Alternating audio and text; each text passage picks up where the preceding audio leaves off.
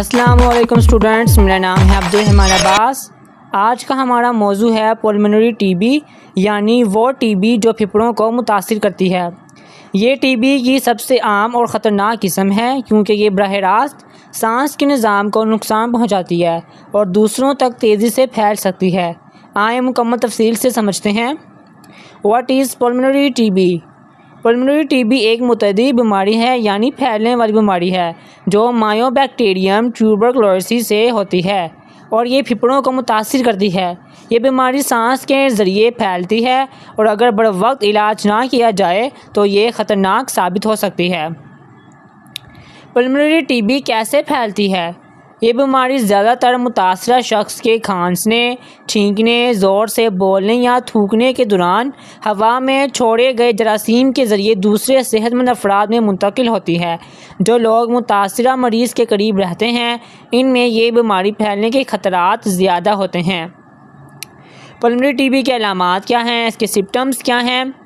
तो 2 हफ्ते से ज़्यादा जारी रहने वाली खांसी, खांसी के साथ खून या पीला बलगम आना, सीने में दर्द, सांस लेने में तकलीफ़, रात को पसीना आना, कमज़ोरी और थकन, वज़न में तेज़ी से कमी, बुखार, ख़ास तौर पर शाम के वक़्त, ये इसके सिम्पटम्स हैं। और इसके जो मैंने आपको कॉजेज़ बताए हैं, कॉजेज़ इसका है मायोबैक्टीरियम, जो कि बैक्टीरिया है जिसकी वजह से ये टीबी होता है।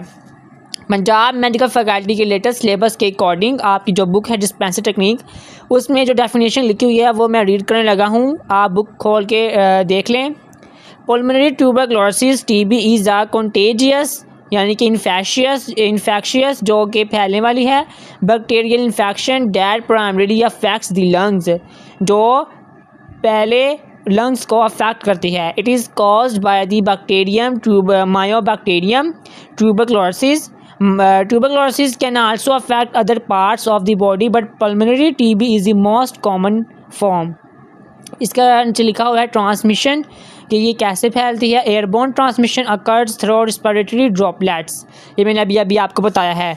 इसके बाद जो आपकी बुक पर सिम्पटम्स लिखे हुए हैं वो हैं persistent cough lasting more than 3 weeks, fever, coughing up blood और स्पूटम, यानी कि रेशे वाली और खून वाली खांसी, चेस्ट पेन, फटीग कहते हैं थकन को, लूज ऑफ एपेटाइट, वज़न में कमी, ये आपकी बुक पर लिखा हुआ है। और मैंने आपको इसमें मज़ीद बताए हैं सांस लेने में तकलीफ़, यानी कि शॉर्टनेस ऑफ ब्रीथ, वीकनेस और फीवर, ये मैंने आपको बता दी हैं इसके मज़ीद सिम्पटम्स। और आपने ऐसा करें कि आप अपने नोटबुक पर नोट्स बना लें ताकि आपको याद करने में आसानी हो। अब मैं आपको इसका डायग्नोज बताता हूँ, इसके डायग्नोज में क्या क्या होगा। इसकी डायग्नोज में जो आपकी बुक में लिखा हुआ है, पहले वो रीड कर लेते हैं। Diagnosis involves a combination of clinical evaluation, medical history, test X-rays, and laboratory tests. The most common diagnostic test is the tuberculin skin test (TST) or the interfered gamma release assays (IGRA). Confirmation of TB often requires culturing the bacteria from sputum samples.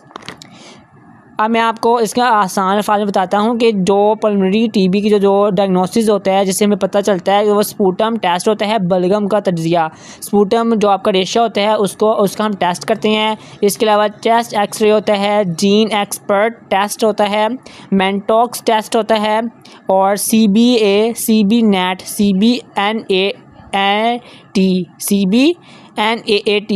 ये एक test है, ये किया जाता है। जो आपकी book पर लिखा हुआ है ये भी आपने एक नोट बनाना है मार्किंग के साथ और नंबरिंग के साथ, आपने टेस्ट के नाम लिखने हैं। लेकिन जो शॉर्ट क्वेश्चंस में जो पास्ट पेपर्स में पूछा गया है टेस्ट के बारे में, वो मेंटोस टेस्ट है, जीन एक्सपर्ट टेस्ट है, तो ये आपने लाजमी याद करनी है। अगर आपने इन टेस्ट के बारे में डिटेल्स लेनी है कि ये टेस्ट कौन से टेस्ट होते हैं, किस हवाले से हैं, ये इस टेस्ट में क्या करते हैं, तो उसके लिए मैं सेपरेट वीडियो बना दूंगा जिसमें आपको तमाम टेस्ट और सिंबल्स के बारे में आसानी से बता दूंगा, फिर आपको अच्छे से याद हो जाएगा।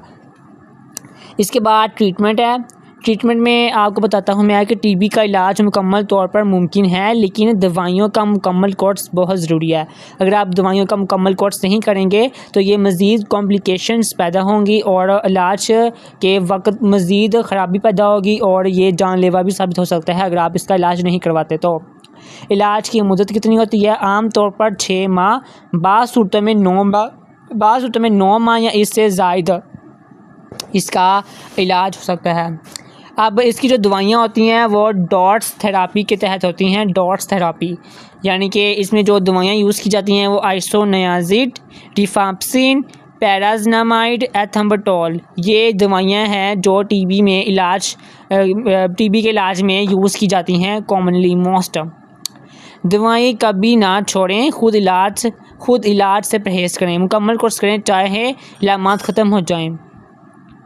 यह आपने लाजमी बातें याद रखनी है। ये मैंने आपको प्रिवेंशंस बताई हैं कि आपने जो कोर्स है वो कंप्लीट कोर्स करवाना होता है टीबी का, और ये नहीं करना कि आप खुद डॉक्टर बन जाएं और अपना इलाज खुद करने लग जाएं। नहीं, आपने एक प्रोफेशनल डॉक्टर के पास जाना है और उससे अपना इलाज करवाना है, और अपना जो कोर्स है, जो वो मेडिसिन आपको मेडिकेशन प्रिस्क्राइब करता है, तो वो आपने मुकम्मल कोर्स करना है और रेगुलरली प्रॉपर्ली आपने अपना ट्रीटमेंट करवाना है। इसके अलावा कौन लोग ज़्यादा ख़तरे में होते हैं मैं आपको बता देता हूँ। जो लोग जिनका मुदाफ़ती निज़ाम कमज़ोर हो, इम्यून सिस्टम जिनका कमज़ोर होता है, शुगर के मरीज़, डायबिटीज़, HIV अफराद वाले HIV, और तंबाकू नोशी जो स्मोकिंग करते हैं, स्मोकिंग भी इसका कॉजेज़ है, और कमर्शियल या ज़्यादा रश वाले इलाकों में रहने वाले, इंडस्ट्री, डस्ट, केमिकल पोल्यूशन में जो रहते हैं उनके असरात होते हैं। अब इसके मैं आपको प्रिवेंशंस बता रहा हूँ। प्रिवेंशंस, बचाव के तरीके: खांसी या छींक के वक्त मास्क या रुमाल का इस्तेमाल करें। हवादार माहौल में रिहाइश, मुतवाज़िन ग़िज़ा का इस्तेमाल। BCG वैक्सीन बच्चों को ज़रूर लगवाएं। मुतासरा अफराद से फ़ासला रखें। TB मरीज़ों का बरवक्त इलाज। ये मैंने आपको उसके प्रिवेंशंस बता दी हैं। बदकिस्मती से TB मरीज़ों को अक्सर माशरे में नज़रअंदाज या शर्मिंदा किया जाता है, जो कि इंतहाई गलत है। ये बीमारी काबिल इलाज है और मरीज़ को हौसला और साथ देने की ज़रूरत होती है, ना कि तनकीद या नफ़रत की। तो स्टूडेंट्स, पल्मोनरी TB एक संजीदा मगर काबिल इलाज बीमारी है। अगर आप या आपके आसपास किसी को इसके अलामात महसूस हो तो फ़ौरन डॉक्टर से रुजू करें। वक्त पर तशख़ीस और मुकम्मल इलाज करवाएं।